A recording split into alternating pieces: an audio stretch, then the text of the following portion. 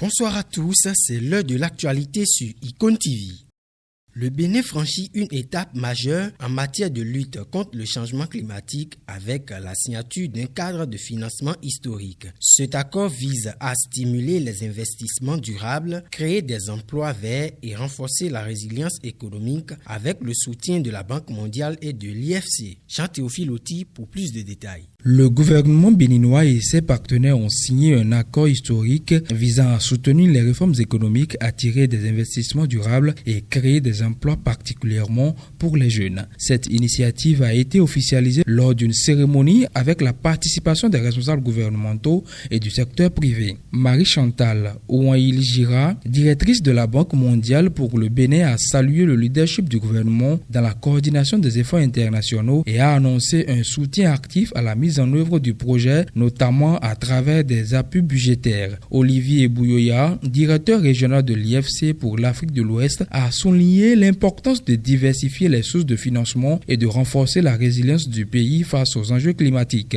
Ce cadre inclut des initiatives comme la monétisation du carbone et des financements innovants pour soutenir les actions d'atténuation et d'adaptation. La Criette a rendu son verdict ce 24 avril dans l'affaire du navire SPSL UDEM. 18 personnes ont été condamnées pour navigation illégale, trafic de carburant et abus de fonction. Les condamnés devront verser 50 millions de francs CFA à l'État béninois. Elvis Tiakwe. Le 24 avril 2025, la Criette a rendu son verdict sur l'échouage du navire SPSL UDEM à Fidjousser impliquant 18 personnes, 2 militaires, un policier, un contrebandier et 14 marins. Les charges allaient d'abus de fonction à navigation illégale et trafic de carburant. 2 commandants ont été relâchés. L'ancien chef de la communication maritime a écopé de 5 ans de prison. Le contrebandier 12 mois ferme. Le capitaine et son adjoint également condamnés à 1 an de prison. Les autres marins ont reçu des peines variées, dont du sursis. Le navire sera démantelé. Les condamnés doivent verser 50 millions de francs CFA à l'État béninois. Un délai de 15 jours est accordé pour faire appel.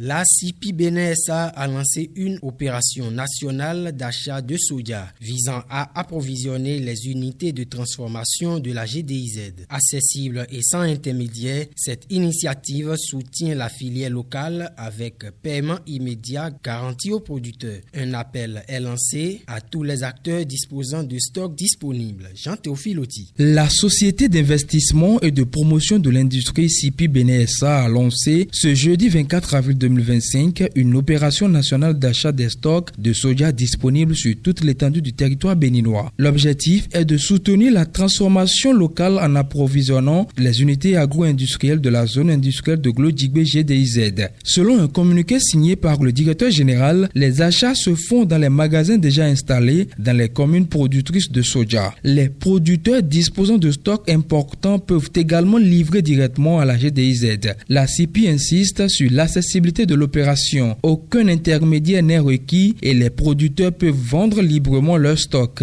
Et pour garantir une transaction fluide, un dispositif de paiement immédiat a été mis en place tant dans les localités que sur le site de la GDIZ. Aucune date de fin n'a été annoncée pour cette initiative, mais les acteurs de la filière soja sont vivement encouragés à en profiter. Dans l'Atakora, la préfète Déré Lydie Martine Tchabi suspend la mesure imposant le port de la tenue traditionnelle chaque jeudi, 10 jours seulement après son instauration sans explication officielle. La préfète de l'Atakora, Déré Lydie Martine Tchabi, a suspendu la mesure invitant les agents publics à porter la tenue traditionnelle chaque jeudi. Annoncée le 14 avril 2025 pour promouvoir les identités culturelles locales, cette directive est rapportée par une nouvelle circulaire datée du 24 avril sans explication officielle. Adressée au maire du département, la note demande d'informer les services concernés de cette décision. La mesure, bien que saluée pour son esprit de valorisation du patrimoine vestimentaire béninois, n'aura été en vigueur que quelques jours. Et puis la visite historique de Volodymyr Zelensky en Afrique du Sud a été écourtée après une attaque massive contre Kiev.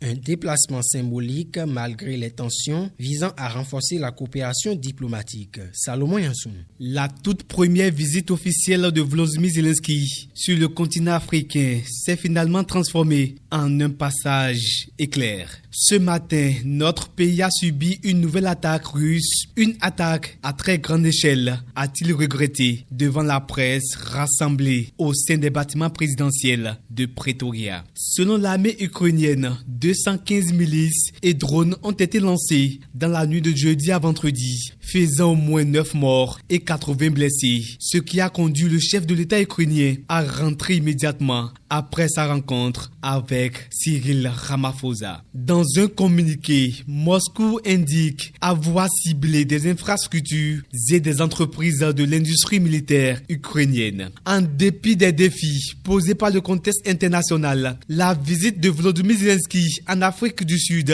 marque un pas en avant vers une coopération plus étroite entre les deux pays. Elle souligne également l'importance pour l'Ukraine de diversifier ses partenaires diplomatiques tout en offrant à l'Afrique du Sud une plateforme pour exercer son influence en tant que médiateur. Cette dynamique pourrait ouvrir la voie à de nouvelles opportunités de coopération et de dialogue sur la scène internationale. À Rome, le Vatican se prépare avec émotion aux funérailles du pape François. Ce samedi 26 avril 2025, le Vatican va accueillir les funérailles du pape sur la place Saint-Pierre, un événement historique marqué par une forte affluence de fidèles et de dirigeants du monde entier, dans un climat de recueillement intense et sous haute sécurité à Rome. Ce vendredi 25 avril, une atmosphère de recueillement règne au Vatican alors que Rome se prépare à accueillir les funérailles du pape François prévues pour samedi matin sur la place Saint-Pierre. Des centaines de milliers de fidèles sont attendus ainsi qu'un impressionnant cocktail de dirigeants mondiaux dont Donald Trump, Emmanuel Macron, Volodymyr Zelensky, le prince William et bien d'autres. L'organisation de cet événement d'ampleur constitue un véritable défi sécuritaire. La ville a instauré une zone de circulation restreinte autour des lieux clés, notamment près de la basilique et de l'ambassade américaine. Des contrôles renforcés sont mis en place et un hélicoptère surveille la zone. Selon les informations, un message d'alerte a même été envoyé sur les téléphones des personnes présentes. En plus des forces de l'ordre, des centaines de bénévoles et de secouristes sont mobilisés pour encadrer et assister la foule attendue. CAN scolaire Accra 2025, fin de parcours pour le Bénin. Après un premier match réussi par une victoire 1-0 contre le Malawi, les Amazones U15 du Bénin ont livré un match courageux, mais se sont inclinés 2-0 face au Ghana pour le deuxième match. Pour leur troisième et dernier match de poule à la CAN scolaire U15, les jeunes béninoises se sont inclinées une nouvelle fois face au Maroc 1-0. Avec cette deuxième défaite, elles terminent à la troisième place du groupe, derrière le Ghana et le Maroc, mais devant le Malawi. Une belle aventure qui s'achève pour le Bénin avec de l'expérience emmagasinée et des motifs d'espoir pour l'avenir du football féminin scolaire.